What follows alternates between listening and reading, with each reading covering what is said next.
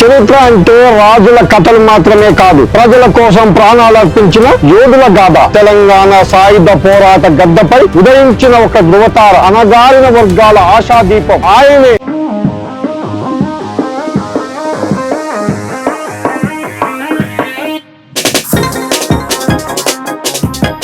Comrade Dharma Bhiksham.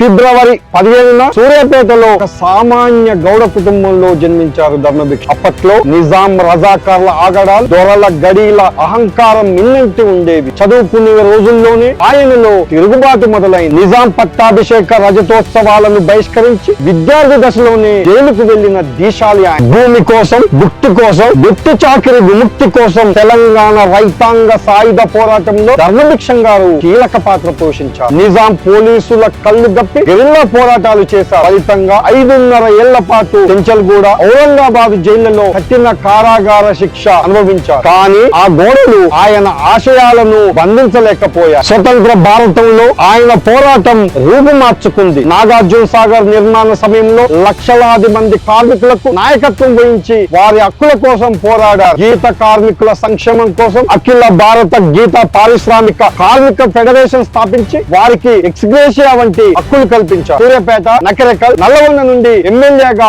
2 సార్లు ఎంపీగా గెలిచారు. ముఖ్యంగా 1996లో క్లోరోసిస్ సమస్యపై 480 మంది నామినేషన్లు వేసిన చారిత్రక ఎన్నికల్లో కూడా ప్రజలు ధర్మభిక్షం గారిపైనే నమ్మకం ఉంచారు. ఢిల్లీ నడిబొడ్డున నల్లగొండ క్లోరోసిస్ గోడును వినిపించిన గొంతుక ఆయన. నిరాడంబరతకు నిలువుటద్దం ధర్మభిక్షం. అధికారంలో ఉన్నా లేకున్నా ఒక సామాన్యుడిలాగే జీవించారు. 2011 మార్చి 26న ఆయన భౌతికంగా మనల్ని వీడిన ఆయన చేసిన పోరాటాలు, ఆశయాలు నేటికి 1,00,000 మందికి స్ఫూర్తినిస్తూనే ఉన్నాయి. కామ్రేడ్ ధర్మభిక్షం అమర్ రహే.